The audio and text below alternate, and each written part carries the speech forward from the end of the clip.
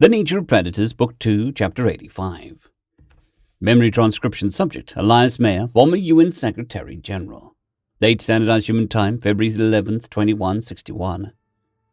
Sitting in the Secretary General Asmani's office, ready for General Jones to waltz into a dismissal, I hoped that she wouldn't weasel her way out of this. I liked to think that she was a patriot in her own mind, and wouldn't sabotage the interests of a planet over a personal matter. Any information she had to take out remnants had to be received before we dropped the hammer. I was never too comfortable at being the bad guy, even with someone of her shady character. I suspected from Hamza's steady eyes that he could be objective and impassive when needed. His leadership was well timed. What baffled me was how bumbling and ineffectual an aged spy master had been. Perhaps she'd see on her own that it was well past time that she be put to pasture. The attempt to blackmail Tassie had been so ham-fisted and potentially damaging to the United Nations relations with both the SC and the vulnerable Bisons. It could have the blowback of seeming like our first contact was to take advantage of the helpless carnivores, much like the Federation, especially after I learned that the actual first contact team were roped into the scheme. I feared what had been done to our own scientists to facilitate that. If Jones was going after the shield or the remnants, I might understand. My continued attempts to win them over aren't the most strategic move, and they are our adversaries on the basis of what we are. We must not become like the Federation or the Krev Consortium with our own people. Humanity has seen the dangers. Asmani steepled his fingers. Commanding allies after what happened at Granelka is our top priority. We must hit the ghost parcel with multiple blitz attacks quick and hard, and prevent Jones from alienating an SC that is backing us full-throatedly. Their rebuke had something to do with that, I'd wager. I spoke the words every human was thinking, I responded. That's how we do our business, direct, not backhanded like her mythology. We can be fed up and still go about achieving our goals in a lofty way. Sometimes violence and fighting dirty is the only option. A bloodied nose demands an answer in kind, or you'll continue to be kicked. I see the pragmatic value of covert operations, as I think you do. However, by any stretch of the imaginations, the Bisons weren't in this boat. They should be categorized as a species the UN has the duty to protect from the very same hatred that befell us. Yes, we haven't done them many favors. Getting rid of our Jones problem will be a start of showing our sincerity. It's necessary to clear the path to proper SC unity as well. We need trust. You know what you believe, your will is strong, and you have clear-cut goals. I respect that, Elias. Thank you, sir. I could say all the same things about you. Our conversation fell quiet as we heard the clacking of shoes down the hallway, the measured, composed steps of someone who was never caught off guard.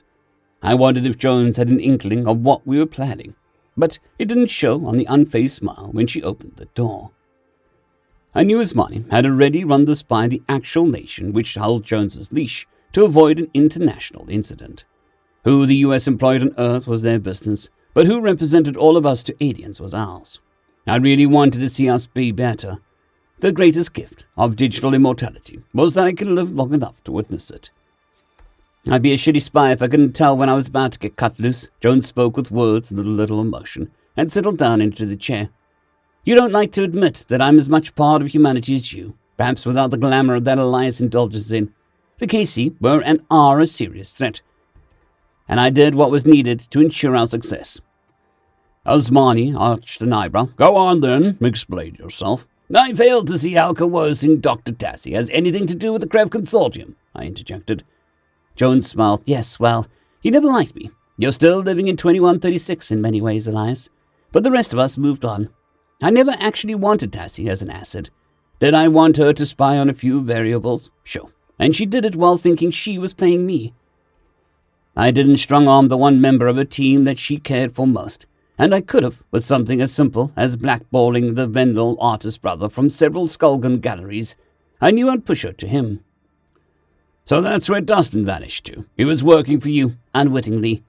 I had agents swap out his holopad, and just like that, years in the Bison camp, on everything the Arxon Sisquids might be plotting against us. Furthermore, and this is the important bit, the Arcs had escaped at this point, but I couldn't directly ask them for help. That would have damaged the UN and 100-fold more than this coming to light. Do you understand?" Osmani crossed his arms. "How? That constitutes asking the Orcs for help. You're going to have to elaborate." "General Daltor is predictable. He likes being in charge and in control of situations, responding poorly to any attempt to bully him. The kind of bison that puffs out his chest to threats and tries to reverse them. If I threatened to reveal these ties to the Orcs, it was obvious he'd dig himself in deeper and turn the narrative. Was the only thing the SE might appreciate, helping defend Tusk. My plan saved the fossil. I led them to taking refugees to win support. You have no account for pushing the potential ally and symbolic victory into the waiting grip of the Yodel, who were just looking for proof that we should be banished from carrying out any uplifts." White Knight's mayor and Dustin happily swooped in to help him prove that humanity's large wasn't like that. You'll win them back over. Let me add that the Oxel fleet would have saved Arthur, were it not for Maya's unexpected interference to bring the remnants to town. That doesn't fall on me. My plans worked to perfection. "This bastardized scheming isn't what I'd call perfection," I spat.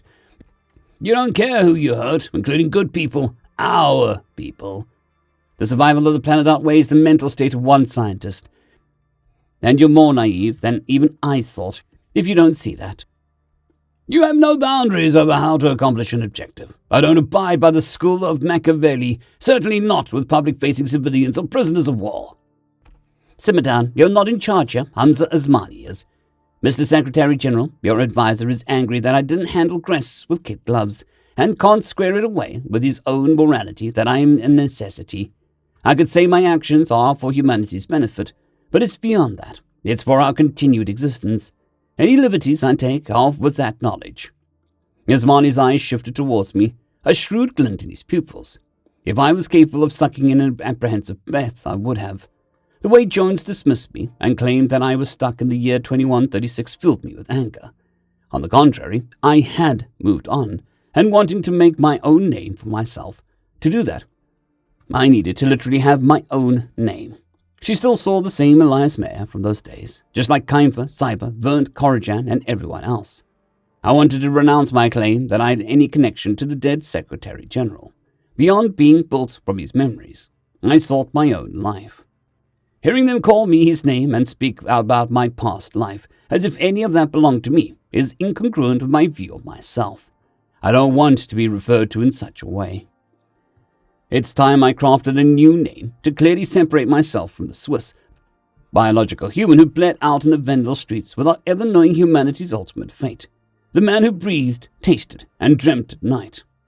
I hoped Asmani wouldn't be swayed by Elias's past history with Jones, since his first concern was that this was a personal vendetta. He seemed to care about steering the Sapien Coalition in the right direction. "You tied yourself to this, Jones. That was your mistake, and you know it," the Secretary General sighed. "The Bisons could say that we knew about your techniques and did nothing. If I let you stay on, you're too hot to touch on a political level, and you know it." Jones gave a shrug.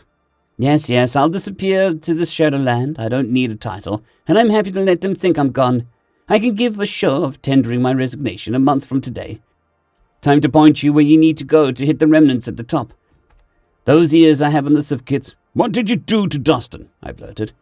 Dustin was going to start blabbing to anyone with ears. An operative offered him a job at a xenobiology project to restore Ivana's ecosystem and document its life forms in case of planetary extinction. A legitimate venture, mind you, and one he couldn't resist. He had to leave immediately and go off the grid for a few months, allegedly due to a need to avoid distractions with the planet about to go critical. He's safe and working a dream job, and will be rather confused that you thought he disappeared for malevolent reasons. I needed time, so Tassie had to think it handled. "Time for what? How do you have ears on the Civ kits, if he isn't eavesdropping on Tassie?" "You think he never messaged Tassie from that holopad? He became unnecessary that moment. The spyware infects any device it encounters, so it leapt onto Loxall's holopad from there.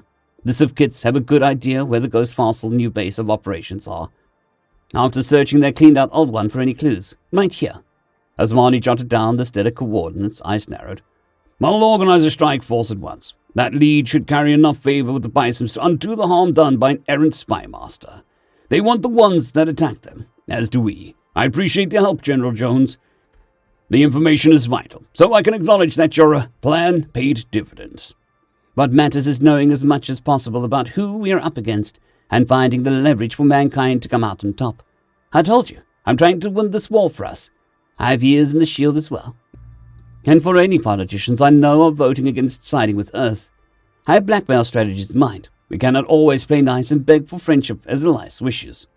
You have no idea what my wishes are. If you did, you'd stop calling me that name, I grumbled. Oh, that's the first anyone is hearing of this. What exactly would you have me call you instead of Elias Mayer? The name you introduced yourself by and had no problem hearing from friends. I don't know, but I am not him. I am the first of a new kind of human. The first. I guess I'm finally freeing myself of this burden. I should choose something symbolic that suits who I feel I am, who's the progenitor, the first human to walk the earth, in the world's most prominent religion. Adam seems suitable. Adam Mayer has an odd ring to it, but I could get used to it. Well, this life was not one I chose. The name could be. Let Elias rest. Jones gave me a mocking clap. How original. Look, Adam, I hardly care what you call yourself. You're good for symbolic gestures and grandiose speeches, but your idealism clouds your judgment. Adam's idealism brings an uncompromising clarity to both his judgment and his resolve. I embraced his aid because of his refusal to stop striving for a better future, as Marnie countered, giving me a slight nod. I will not always heed his guidance, but I see the value of having someone of such character. Those views preserve the part of humanity that can be spoken of in decent company. He has every reason to take pride in his moral conviction and the tasks he's undertaken. That's very kind of you. The lack of saliva in my mouth became noticeable as I tried to swallow. I was touched enough by the Secretary General leaping to my defense at once that I felt like I could be choked up. Thank you, sir. I don't need your gratitude for heartfelt admiration. While you may feel that you are a copy, I think that you stand as your own person. I won't hear you disregarded. Jones, see yourself out. That resignation letter should be on my desk exactly as you proposed. The General stood with a curt frown. As you wish, sir. So long as you know I've done nothing but my duty in the service of humanity. Yes, leave us. I am planning to do for that raid on the Ghost Fossil base, and I dare not waste a second. It's time we take out their leadership and dig up their deepest secrets. You'll have your cozy pension and your good name, so I suggest you leave before that goes up in smoke. I watched as Jones exited and reflected on her explanations for her actions. It was devious enough to have borne fruit, but I could only see how broken Tessie was after having her hopes crushed. There'd been enough enthusiastic scientists who were chewed up and spit out by the heartless galaxy, just like Elias's friend, Dr. Keimpfer, reduced to a sorry, jaded state of giving up on the Orion arm. Right and wrong should matter in proper society, one that held itself to higher standards than its predecessor. I felt good to have affirmation from Miss Marnie about who I was and what I believed in. With the question of my sense of self resolved, I was freed to choose a new life beyond diplomatic confines. Adam Mayer would take the mantle of paving the path for synthetic organics and ensuring that moral protections were taken into consideration on both sides of the equation. He had his own friends, like Corajan, Cyber, and Tassie, who knew him and formed connections in this existence. My contributions to a better future would be singular and my own. That was enough to give me peace and determination to continue down my current path. End of chapter. I'd greatly like to thank our Tier 5 channel members, Casper Arnholtz, John Creighton, Manatharia, 050, Dragzoon WRE, and Elijah Silvercross. Thank you very much.